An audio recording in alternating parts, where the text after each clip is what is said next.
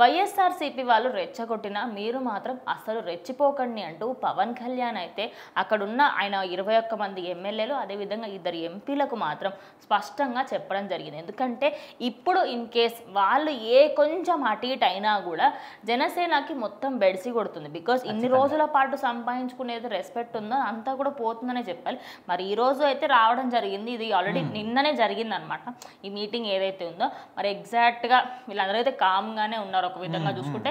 కానీ వీళ్ళు మాత్రం రచ్చ చేసి వెళ్ళిపోయారు. మీరు దాని గురించి అంటే ఇది ఖచ్చితంగా ఒక ముందు జాగ్రత్త అనుకోవచ్చు, ముందు చూపు అనుకోవచ్చు. ఎందుకంటే ఏ ఒక్క రాజకీయ నాయకుడికైనా ముందు చూపు ఖచ్చితంగా అవసరం. ఫ్యూచర్లో ఏం జరుగుతుంది, దానికి తగ్గట్టు మనం ఏ విధంగా ప్లానింగ్ చేసుకోవాలనేది ఖచ్చితంగా పవన్ కళ్యాణ్ చూసి నేర్చుకోవచ్చు. సో ఆయన ఏదైతే వాళ్ళ పార్టీ సభ్యులకు చెప్పుకున్నాడో, అంటే వైసీపీ వాళ్ళు ఖచ్చితంగా ఒక అవకాశం కోసం ఎదురు చూస్తున్నారు. వాళ్ళు వచ్చినా కూడా చాలా రోజుల తర్వాత అసెంబ్లీకి వస్తామని చెప్తున్నారు.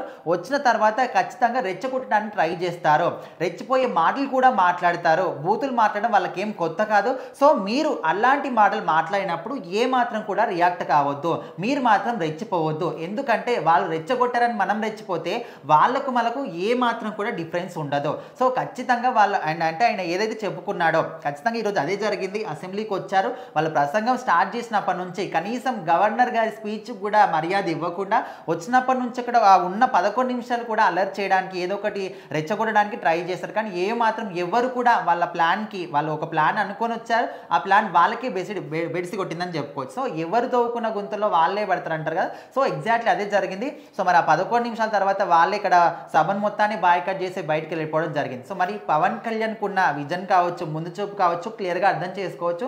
మరి చంద్రబాబు నాయుడు విజన్ ఏ విధంగా ఉందని అందరం కూడా ఫీల్ అవుతుంటామో, నెక్స్ట్ ఖచ్చితంగా అదే రేంజ్లో ఆలోచించి ఇంకేమనంటే అంతకు మించి ఆలోచించే వ్యక్తి ఎవరైనా ఉన్నారంటే ఖచ్చితంగా పవన్ కళ్యాణ్ మాత్రమే. సో ఆయన ఏదైతే ఊహించాడో ఖచ్చితంగా అదే జరిగింది. సో మరి ఆయన చెప్పినందుకే ఈరోజు వాళ్ళ పార్టీకి సంబంధించిన వాళ్ళు కావచ్చు ఎవరు కూడా ఎలాంటి రియాక్షన్ కూడా ఇవ్వలేదు. సో ఒకవేళ వాళ్ళు కూడా ఏమైనా రియాక్ట్ అయ్యి ఉంటే ఖచ్చితంగా అక్కడ ఉన్నటువంటి సభకు సంబంధించిన పెద్దవాళ్ళు కూడా అనేవారు. సో వాళ్ళు రెచ్చగొడతారు, మీరెందుకు రెచ్చిపోయారనే విధంగా మళ్ళీ రిటర్న్ క్వశ్చన్ కూడా వస్తుంది. సో అందుకోసమని ఆయన చెప్పిన దిశానిర్దేశం ఖచ్చితంగా వర్క్ చేసింది అనుకోవచ్చు. సో ఇక మీదటైనా ఇక్కడ ఉన్న వైసీపీ వాళ్ళు అర్థం చేసుకుంటారా, మరి ప్రతిపక్ష హోదా కావాలి మాకు, అదేవిధంగా రాజ్యాంగబద్ధంగా ఉన్న ఎలాంటి రూల్స్ కూడా మాకు పాటించడం లేదు, మమ్మల్ని ఈ విధంగా చూస్తున్నారనే విధంగా వాళ్ళు బయటకు వచ్చి ప్రెస్ మీట్ ముంగల మాట్లాడుతున్నారు తప్ప అదే మాటల్ని ఇక్కడ ఎందుకు మాట్లాడడం లేదు అంటే ఇక్కడ వచ్చిన వాళ్ళు మరి ప్రజల తరపున మాట్లాడాలి కదా. మాకు ప్రతిపక్ష హోదా కావాలంటే ప్రతిపక్ష హోదా అంటే ఏంటి, ప్రభుత్వం ఇచ్చిన హామీలు ప్రజల వరకు వస్తున్నాయా లేదా, ప్రజలు వాటిని అనుభవిస్తున్నారా లేదా